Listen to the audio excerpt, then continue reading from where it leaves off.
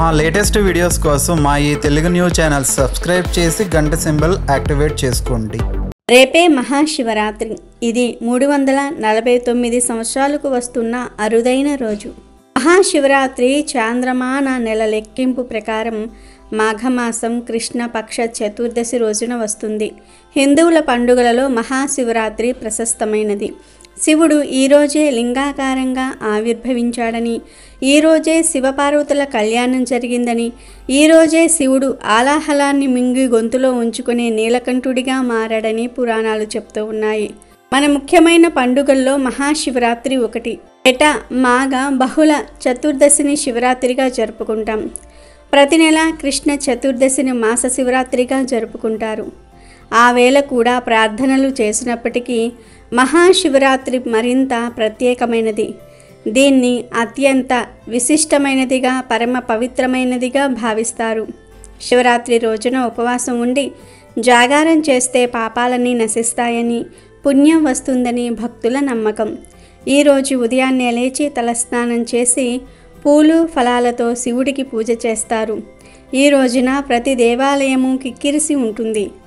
ఇక శివాలయాల సంగతి చెప్పనవసరమే లేదు. ఇసుక వేస్తే రాలనట్టు భక్తుల రద్దీ కనిపిస్తుంది.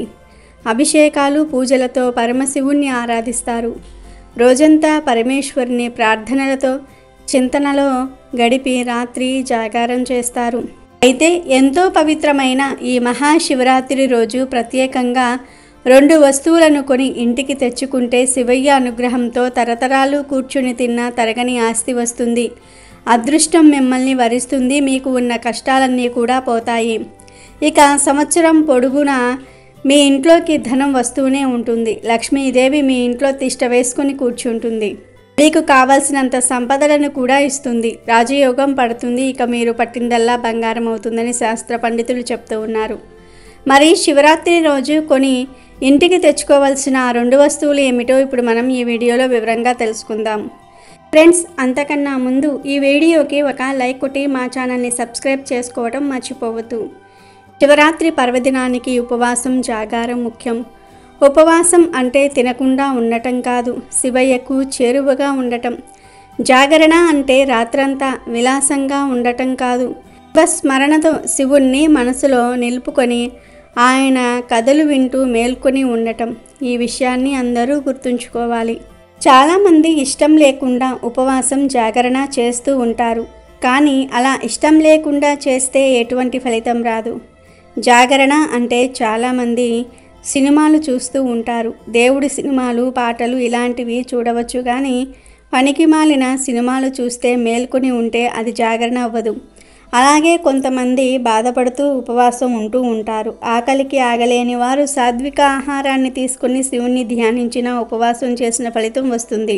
అంతేగాని కటిక ఉపవాసం ఉండి ఆకలికి ఆగలేక లోపల అయిష్టంగా శివరాత్రి ఎప్పుడు అయిపోతుందా అని ఎదురు చూస్తూ ఉంటే అలాంటి ఉపవాసం వలన ఫలితం ఉండదు. కనుక శివరాత్రి ఉపవాసం, జాగరణ చేసేటప్పుడు ఈ విషయాలను గుర్తుంచుకోండి. ఇక ఈ మహాశివరాత్రి రోజు ప్రత్యేకంగా 2 వస్తువులను కొని ఇంటికి తెచ్చుకుంటే తరతరాలకు తరగని ఐశ్వర్యం వస్తుందని శాస్త్ర పండితులు చెప్తూ ఉన్నారు. వాటిల్లో మొదటిది నెయ్యి. అవును, శివరాత్రి రోజు నెయ్యిని లేదా నెయ్యి ప్యాకెట్ని కొని ఇంటికి తెచ్చుకుంటే చాలా మంచిది. శివయ్య అనుగ్రహం కలుగుతుంది. ముఖ్యంగా ఆవు నెయ్యిని కొని తెచ్చుకుంటే సకల శుభాలు కలుగుతాయి. నెయ్యి చాలా పవిత్రమైనది, మంచి సువాసనను కలిగి ఉంటుంది. మన శాస్త్రాల్లో నెయ్యికి ఎంతో ప్రాధాన్యత ఉంది. శివరాత్రి రోజు అందరూ ఖచ్చితంగా నెయ్యిని కొని ఇంటికి తెచ్చుకోవాలని, ఆల్రెడీ ఇంట్లో నెయ్యి ఉన్నా సరే కొని తెచ్చుకోవాలి. ఇలా శివరాత్రి రోజు నెయ్యిని కొని ఇంటికి తెచ్చుకుంటే శివయ్య అనుగ్రహం కలుగుతుంది. సంవత్సరం అంతా ధనానికి లోటు రాకుండా ఉంటుంది. తరతరాలకు తరగని ఐశ్వర్యం వస్తుంది. లక్ష్మీదేవి అనుగ్రహం కూడా లభిస్తుంది. ఇలా కొని తెచ్చుకున్న నెయ్యిని వంటగదిలో లేదా పూజ గదిలో ఉంచుకోవచ్చు. లేదా ఈ నెయ్యితో శివుడికి అభిషేకం చేసుకోవచ్చు. లేదా ఇంట్లో కానీ శివాలయంలో కానీ నెయ్యితో దీపం పెట్టవచ్చు. ఇలా ఈరోజు నెయ్యి కొని తర్వాత దానితో ఏం చేసినా మీకు అంతా శుభమే జరుగుతుంది. ఇక 2వ వస్తువు డమరుకం. శివుడికి డమరుకం అంటే ఎంతో ఇష్టం. శివుడు ఎప్పుడూ కూడా డమరుకాన్ని చేతితో పట్టుకుని ఉంటాడు. డమరుకం ధ్వని వలన దుష్ట శక్తులు, నెగిటివ్ ఎనర్జీ అన్నీ కూడా పారిపోతాయి. శివరాత్రి రోజు చక్కగా ఒక డమరుకాన్ని కొని తెచ్చుకొని ఒక్కసారి ఆ డమరుకాన్ని ఇంట్లో మోగించండి. అలా మోగించటం వలన ఇంట్లోని చెడంతా పోతుంది. ఆ తర్వాత ఈ డమరుకాన్ని తీసుకుని వెళ్ళి పూజ గదిలో పెట్టండి. కొన్ని రోజుల తర్వాత ఎవరైనా సరే చిన్నపిల్లలకు ఈ డమరుకాన్ని ఆడుకోవడానికి ఇచ్చేయండి. శివరాత్రి రోజు శివుడికి ఎంతో ఇష్టమైన డమరుకాన్ని కొని ఇంటికి తెచ్చుకుంటే శివుడు మీ ఇంటికి వచ్చి మీ కష్టాలను తీరుస్తాడు. మీకు తరతరాలకు తరగని అదృష్టాన్ని, ఐశ్వర్యాన్ని ఇస్తాడు. పట్టిందల్లా బంగారం అవుతుంది. కనుక శివరాత్రి రోజు ఈ 2 వస్తువుల్లో ఏదో ఒక వస్తువును కానీ లేదా కుదిరిన వారు 2 వస్తువులను కానీ కొని ఇంటికి తెచ్చుకుని అందరూ శివ అనుగ్రహాన్ని పొంది సంతోషంగా జీవించండి. అలాగే ఎంతో పవిత్రమైన శివరాత్రి రోజు గోవుకు ఈ ఆహారాన్ని పెడితే దరిద్రాలు, దోషాలు పోతాయని శాస్త్రాలు చెప్తూ ఉన్నాయి. ప్రాచీన భారతీయ సంస్కృతి సంపదలకు ప్రతీక పవిత్ర గోమాత. భారతీయులకు అనాది నుంచి ఆరాధ్య దేవత. చతుర్వేదాలలోనే కాక హిందూ ధర్మశాస్త్రాలలోనూ భారత రామాయణ, భాగవతాది పవిత్ర గ్రంథాలలోనూ గో మహిమ అసామాన్యమైనదిగా అభివర్ణింపబడింది. శ్రీకృష్ణ భగవానుడు స్వయంగా గోమాతను పూజించి సేవించి గోపాలకుడిగా వాటి ప్రాముఖ్యతను వివరించాడు. దేవతలతో సరి సమాన కీర్తిని గోవులు సంపాదించాయి. సర్వదేవత ఆవాసం గోవు. గోవును తల్లిగా భావించి తల్లి చేసే మేలును మనకు కలిగిస్తుంది. కనుక గోమాతగా తలుస్తాము. ప్రపంచంలో ఉన్న జీవులలో ఆక్సిజన్ పీల్చి ఆక్సిజన్ వదిలే ఏకైక జీవి గోవు. గోవు పాదముద్రలు పడిన స్థలం అష్టైశ్వర్యాలకు నిలయం. గోవు పవిత్రతకు మరియు శుభానికి చిహ్నం. మానవ జాతికి ఆవు కన్నా మిన్నగా ఉపకారం చేసే జంతువు మరి ఒకటి లేదు. గోమాతలలో సర్వదేవతలు కొలువై ఉంటారు. అందుకే గోమాతను పూజిస్తే సకల దేవతలను పూజించినంత ఫలితం దక్కుతుంది. శివరాత్రి రోజు ముఖ్యంగా ఆవుకి తెలగపిండి ఆహారంగా సమర్పిస్తే దోషాలన్నీ తొలగిపోతాయి. అంతేకాకుండా ఈరోజు ఆవుకు పచ్చగడ్డి తినిపిస్తే అష్టైశ్వర్యాలు కలగటమే కాకుండా సంపదలు కూడా పెరుగుతాయి. శివరాత్రి రోజు ఆవుకు రొట్టెలో బెల్లం కలిపి తినిపిస్తే వృత్తి వ్యాపారాలలో చేసే ఉద్యోగాల్లో మంచి అభివృద్ధి కలుగుతుంది. శివరాత్రి రోజు గోమాతకు నానబెట్టిన శనగలను తినిపిస్తే ఆధ్యాత్మిక చింతన లభిస్తుంది. సన్మార్గంలో నడవవచ్చు. దైవ చింతన పెరుగుతుంది. వివాహం కాని వారు ఈరోజు గోమాతకు టమాటాలను పెట్టాలి. మీకు ఎవరైనా శత్రువులు ఉంటే ఈరోజు గోమాతకు దోసకాయలను పెట్టాల్సి ఉంటుంది. దీంతో శత్రు నివారణ జరుగుతుంది. పిల్లలు విద్యారంగంలో ఎదగాలంటే వారి తల్లిదండ్రులు ఈ శివరాత్రి రోజు గోమాతలకు నానబెట్టిన పొట్టు పెసరపప్పును తినిపించాల్సి ఉంటుంది. ఈరోజు గోమాతకు బీట్రూటు, పాలకూర తినిపిస్తే ధనవంతులు అవుతారు. ఐశ్వర్య ప్రాప్తి కలుగుతుంది. గోమాతకు అరటి పండ్లు తినిపిస్తే ఉన్నత పదవి పొందుతారు. సంతానం కోసం వేచి చూస్తున్న వారు ఈరోజు గోమాతకు వంకాయలను తినిపిస్తే ఫలితం ఉంటుంది. వ్యాపారంలో అభివృద్ధిని కోరుకునేవారు గోమాతకు క్యారెట్లను పెట్టాలి. తోటకూర, బెల్లం కలిపి ఈరోజు గోమాతకు పెడితే మానసిక ప్రశాంతతను పొందవచ్చు. ఆ శివరాత్రి రోజు ఆయా పదార్థాలను భక్తితో గోవులకు సమర్పించుకుంటే మీకు ఉన్న సమస్యలు సులభంగా పోతాయి. తరతరాలకు తరగని ఐశ్వర్యం వస్తుంది. బహుళ చతుర్దశికే మహాశివరాత్రి అని పేరు. మహాశివరాత్రి ఆధ్యాత్మిక విశిష్టతల మహాపర్వదినం. మహాశివరాత్రి పండుగను శివరాత్రి అని కూడా ప్రముఖంగా పిలుస్తారు. మహాదేవుడు శివుడిని ఈ రోజున ఎంతో భక్తి శ్రద్ధలతో కొలుస్తారు.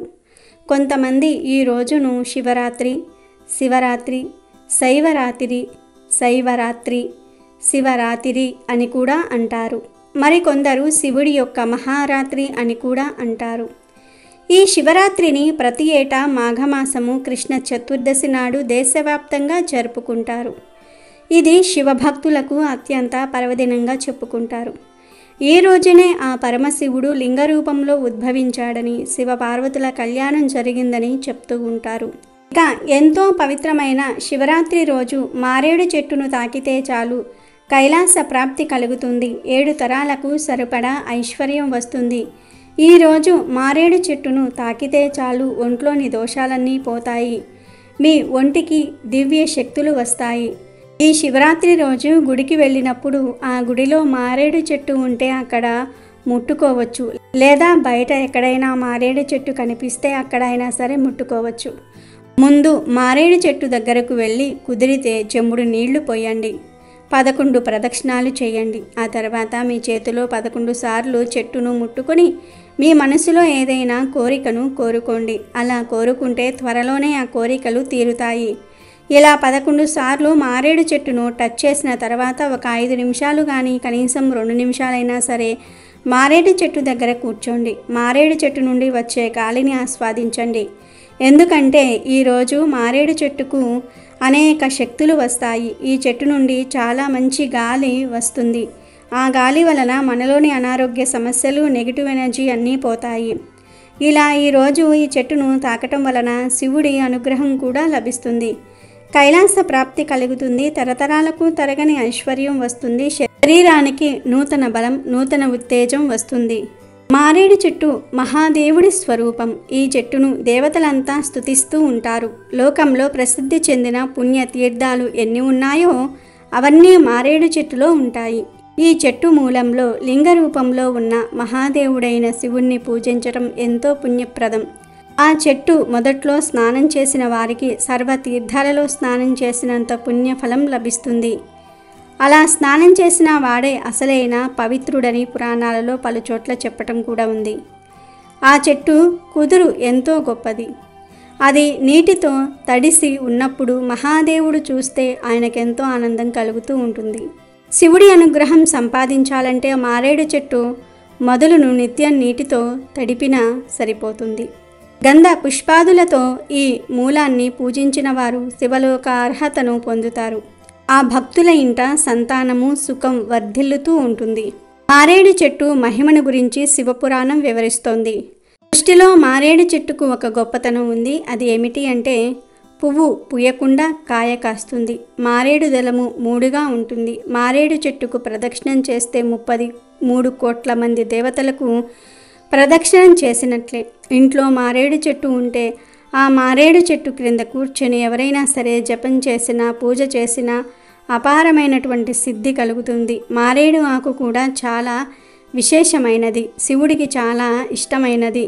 మారేడు చెట్టు శివస్వరూపమైనదిగా చెప్పబడుతోంది. మారేడు దళాలు బ్రహ్మ, విష్ణు, మహేశ్వరులకు ప్రీతికలుగా చెప్పబడుతూ ఉన్నాయి.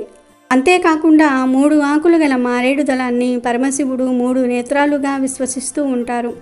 మనకు శాస్త్రంలో 5 లక్ష్మీ స్థానములు ఉన్నాయని చెప్పారు. అందులో మారేడు దళము ఒకటి. లక్ష్మీదేవి కుడి చేతితో సృష్టించిన చెట్టు మారేడు చెట్టు. అందుకే ఆ చెట్టుకు పండిన కాయను శ్రీఫలం అని పిలుస్తారు. మారేడు దళం చాలా పవిత్రమైనది. ఈశ్వర ఆరాధనలో మారేడు దళాలను తప్పనిసరిగా ఉపయోగిస్తారు. మారేడు దళాలతో పూజిస్తే శివుడు త్వరగా అనుగ్రహిస్తాడని, పూజలో ఎంత ఎక్కువ బిల్వపత్రాలు వాడితే అంత ఎక్కువ కరుణాకటాక్షాలు ప్రసాదిస్తాడని, మోక్షం కూడా ప్రాప్తిస్తుందని వేదాలు ఘోషిస్తూ ఉన్నాయి. కనుకనే శివ పూజలో బిల్వపత్రాలు విస్తృతంగా ఉంటాయి. బిల్వపత్రాలతో పూజించడం వెనుక శాస్త్రీయత కూడా దాగి ఉంది. గాలిని, నీటిని శుభ్రపరచడంలో మారేడు ఆకులను మించినవి లేవు. ఈ చెట్టు నుంచి వచ్చే గాలి శరీరానికి సోకటం ఎంతో మంచిది. ఈ గాలిని పీల్చడం వల్ల మేలు జరుగుతుంది. జబ్బులు రావు. బాహ్య అంతర కణాలు అశుద్ధం కాకుండా ఉండేటట్లు చేసి దేహాన్ని శ్రేష్టంగా ఉంచుతుంది. అందుకే దేవాలయాల్లో మారేడు చెట్లు పెంచుతూ ఉంటారు. దేవాలయం గర్భగుడిలో గాలి సోకదు, సూర్యకిరణాలు ప్రసరించవు, కనుక స్వచ్ఛత కోల్పోయే అవకాశం ఉంటుంది. అలాంటి వాతావరణంలో మారేడు ఆకులు స్వస్థతను కలుగజేస్తాయి. అది మారేడు విశిష్టత. సూర్యుడిలో ఉండే తేజస్సు మారేడులో ఉంటుంది. శరీరం లోపలి భాగాల్లో, బయట వాతావరణంలో ఎక్కడా చెడు ప్రభావం ఉన్నా దాన్ని హరించి మెరుగుపరచటమే మారేడు లక్షణము. కనుక ఇన్ని సుగుణాలు ఉన్న మారేడు చెట్టును మీరు కూడా శివరాత్రి రోజు ముట్టుకుని శివ అనుగ్రహంతో శుభ ఫలితాలను పొంది సంతోషంగా జీవించండి. శివరాత్రి అంటే శివుడికి ఎంతో ఇష్టమైన రోజు. మహాశివరాత్రి రోజు వేకువజామునే నిద్రలేవటం ఉత్తమం. మాఘమాసంలో సూర్యోదయానికి ముందే స్నానమాచరించాలి. మిగిలిన రోజుల్లో వీలు కుదిరినా కుదరకపోయినా కనీసం శివరాత్రి రోజైనా సరే వేకువజామునే నిద్రలేచి స్నానమాచరిస్తే మేలు. సూర్యోదయానికి ముందు 2 గంటల పాటు బ్రహ్మ ముహూర్తం అని చెబుతూ ఉంటారు. ఈ సమయం దేవతలకు ఎంతో ప్రీతికరమైనది. అందుచేత ఈ సమయంలో స్నానాధికాలు పూర్తి చేసి శివుణ్ణి పూజించుకోవాలి. ఈ రోజున పరమేశ్వరుని బిల్వదళాలతో అర్చిస్తే ఎంతో మంచిది. విభిన్న ద్రవ్యములతో అభిషేకం చేయిస్తే ఎంతో మంచిది. శివుడు అభిషేక ప్రియుడు అని అందరికీ తెలిసినదే. అందుచేత పరమేశ్వరుని వివిధ రకాల ద్రవ్యములతో అభిషేకం అర్చన చేయిస్తే ఉత్తమ ఫలితాలు ఉంటాయి. ముఖ్యంగా విభూతితో చేసే అభిషేకం చెప్పుకోదగినది. ఈ రోజున ఉపవాసం చేయటం ఆనవాయితీ. రోజంతా అంటే మర్నాడు సూర్యోదయం దాకా ఉపవాసం ఉంటారు. పూర్తిగా ఆహారానికి దూరంగా ఉండలేని వారు ద్రవాహారం లేదా ప్రసాదం లేదా పండ్లను తినవచ్చు. ఇక శివరాత్రి ప్రాశస్యం అంతా రాత్రి సమయంలోనే ఉంటుంది. ఈ రాత్రి భజనలు పారాయణాలతో జాగారం చేస్తే ఎంతో మేలు. సదా శివనామ స్మరణ చేయటం ఉత్తమం. అర్ధరాత్రి లింగోద్భవ కాలంలో అభిషేకం అర్చనలు చేయించాలి. ఇది ఎంతో విలువైన సమయం కాబట్టి పరమేశ్వరుని పూజించి ఆయన కృపకు పాత్రులవుదాం. అమెజాన్లో బెస్ట్ డిస్కౌంట్స్ కోసం వీడియో డిస్క్రిప్షన్లో లింకు ఉంది, చూడండి. అలాగే మా టెలిగ్రామ్ ఛానల్ సబ్స్క్రైబ్ చేసుకోండి.